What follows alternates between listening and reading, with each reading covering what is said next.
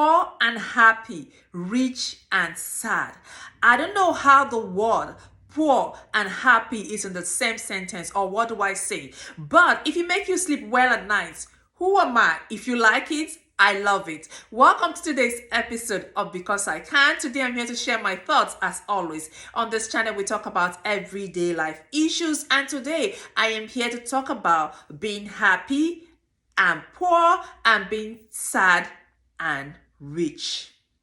With that being said, please, if you haven't subscribed yet, press the subscribe button. And for those of you who have stayed subscribed, thank you so much. I do not take your support for granted. But because I always leave the part of subscribe, like, and share of my video to the last part, we are not growing as fast as we should. But please, be part of my support system. Press the subscribe button, share, and like my videos. We have lived with this belief of, or I have heard people most time, especially the poor people, always envious of the rich, or should I say, always consoling themselves with the thought of the rich being sad. I will better be rich and sad, which will not even be possible, because I know that if you make your money through a legit way, you have worked hard for your money, there is no sadness associated with being rich. God is always there to reward us all. So do not let anybody confuse you or tell you something that the rich are sad. They are not sad. It is better for me to be sad on my way to a Louis Vuitton shop, or it is better for me to have everything that the world can offer, all the luxury, all the good things of life that the world can offer, and I will never be sad. It is not possible. So if you are still there with the mindset of the rich also cry, change your mindset. And maybe that's the reason why money is far away from you. Most of the things that you see that happen to the rich people are natural occurrence. It's something that can happen to anyone, whether rich or poor. Most of the problems that we have in life, money can solve. If you are rich, more than half of your problems are solved. So why are you there being comfortable telling yourself that you poor and happy? If you tell me poor and content is something I can consider, but being poor and happy, happiness should not be in the same place with poverty. So get up, save yourself. There's no one coming to save you. Get up and get the best out of life. Try. At least try. Get to that point where you are rich, and if you are rich and you are sad, then you can tell me, then I can think about it. But if you are not there yet, don't let anybody deceive you. I am depressed. If you give me money now, my depression is gone. Half of my problems is money. What is another half of my problem? Is still money. So get up from that lie. There's nothing like being poor and happy. Most of the things that make people depressed today is something money can solve. So how can you tell me that you are poor and happy? Do you know the reason why most time the rich get over some circumstances in their home so fast, and yet the poor want to still say, oh, because they are responsible for that thing, that is why they get over it so fast? For instance, a kid in a rich home is sick. They took the child to the best hospital. They hired the best doctors. And for some unexplainable circumstances, they still lost that child. Do you know the reason why the rich bounce back so quickly? Because they got closure. They did everything they could do. Took the child to the best hospital, hired the best doctors, did everything that they could do. Even the child is a witness to that.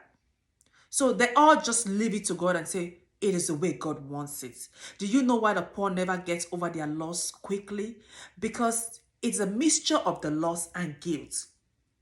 The poor man is thinking, maybe if I have taken my child to the hospital, he will still be alive today. Maybe if I had hired the best doctor, he will still be alive today. Maybe if the child had eaten a 3-square meal, which is a balanced meal, the child would not even be sick. I wouldn't have lost my child. So it's a mixture of guilt and loss. It takes them a long time to bounce out of that loss. And yet you see here people say, oh, they just lost their child 12 months ago and they're just they're just acting like nothing happened. No, they have come to the conclusion that they did their best, and God knows why. Like I said earlier, half of our problems is money. The other half is still money. A lot of things are money. When they say money answereth all things, it's not a lie. I'm a lover of God, and I know that suffering or poverty is not the way of God. I am poor and happy. No, you are poor and content. And there's still a level to that contentment. There's something that will happen to you and you will be like, I can do better. It is time we start doing better now. Even the case of childlessness, except God blesses you with a child effortlessly like he always does. If you're someone who is struggling with childbirth in a rich home and in a poor home, the case of the rich parents getting their problems solved on time is 95%. There's surrogacy now. There's adoption. All of those things come with a cost. Or the cost which only the rich can actually afford. They will get to their result on time. They will pray. They'll take the money and go and get what they want. But the poor will not be able to get their results as fast as the rich. In poverty, there's endurance. In poverty, there is just living in, how do I put it? There's endurance, there's anxiety, there's, when am I going to get, see, half of our problem is money. The other half is money. So it is time for you to wake up from that lie and wake up from that consolation. There is no happiness in poverty. But if you really want to enjoy your wealth, that wealth has to be has to come in a legit way. You have to have worked hard for that money and work right. You are not shady in any way. You will always enjoy the fruit of your labor. It's as long as you are trying to move from one point to another by the grace of God, there is no sadness associated with growth and riches. Whatever sadness, whatever thing that we experience in life is always, sickness is a natural occurrence, childlessness is a natural occurrence. What do I say? So many, even when we have kids that comes with a lot of challenges, maybe like having a child that is crippled or it's just a natural occurrence. It has nothing to do with the rich also cry. Those are natural occurrences that even the poor is going through it. But the poor just want to make you feel like you have done something. So get up, go do that thing that's going to make your life comfortable. There is no happiness in poverty. The only thing that we have in poverty is content. Let's just say I am contented where I am, but there's always room for us to grow. Get up and save yourself, because there's no one coming to save you.